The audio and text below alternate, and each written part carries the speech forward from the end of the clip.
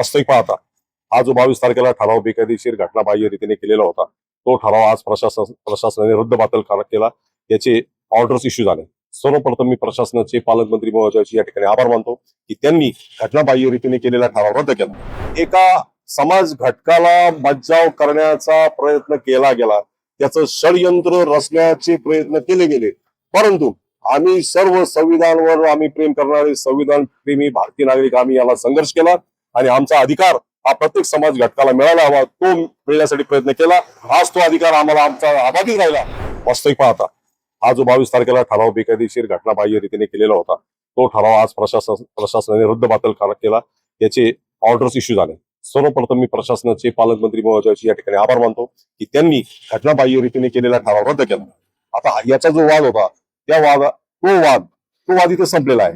कारण इथे एका समाज घटकाला बचाव करण्याचा प्रयत्न केला गेला, त्याचं षडयंत्र रचण्याचे प्रयत्न केले गेले, परंतु आम्ही सर्व संविधानावर आम्ही प्रेम करणारे संविधान प्रेमी भारतीय नागरिक आम्ही याला संघर्ष केला आणि आमचा अधिकार हा प्रत्येक समाज घटकाला मिळायला हवा तो मिळण्यासाठी प्रयत्न केला. आज तो अधिकार आम्हाला आमचा अबाधित राहिला. त्यामुळे याच्याबद्दल जो प्रयत्न केला तो विशेष राहिला नाही. मी आपल्याद्वारे सर्व भाविकांना, व्यापाऱ्यांना, नागरिकांना विनंती करतो की तुम्हाला तुमचे अधिकार मिळालेला आहे, त्या अधिकाराप्रमाणे या यात्रेत सहभागी व्हावे. आपले व्यवसाय प्रशासन जे नियम आणि अटी तुम्हाला देतील त्या अटीला बाधित राहून शांततेने आपण आपले व्यवसाय करावे. मी आपल्याद्वारे अजून एक मागणी करतो की मूळ मुद्दा एक होता की त्या ठिकाणी अवैध व्यवसाय आणि बेकायदेशीर व्यवसाय याच्या बाबतीत मी कालही परवाही बोललो होतो की त्या बेकायदेशीर व्यवसायाला प्रतिबंध घालावा, पोलीस प्रमुखांनी त्याच्यावर कडक कारवाई करावी. त्याची कडक कारवाई करीत असताना एक नागरिक म्हणून, सामाजिक कार्यकर्ते म्हणून आम्ही त्याच्या समर्थनार्थ राहू. ते अवैध व्यवसाय या ठिकाणी होऊ नयेत ही आमची भूमिका आहे आणि हीच भूमिका घेऊन ते सुद्धा उतरले होते.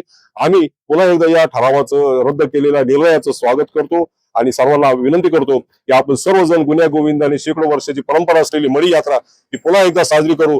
इथं जातीय सलोखा अनेक वर्षापासून आमच्या तालुक्यात होता, तो तसाच अबाधित राहू आणि सर्व जाती धर्म, हिंदू, मुस्लिम, शीख, इसाई, बौद्ध सर्व आम्ही भावासारखे राहत होतो. तसंच ही यात्राही अत्यंत आनंदाने साजरा करू आणि आव्हान देखील तुमच्या या चॅनलच्या माध्यमातून सर्व नागरिकांना मी या ठिकाणी आव्हान करतो. मडी गावामध्ये जो ठराव बेकायदेशीर घेतला होता, प्रशासनाने जो निर्णय दिला, हा ठराव रद्द केला.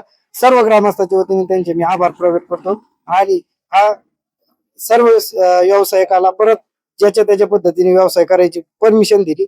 सर्वात आधी मी सर्व प्रशासन मंडळाचा, मडी ग्रामस्थ सर्वांच्या वतीने आभारी आहे.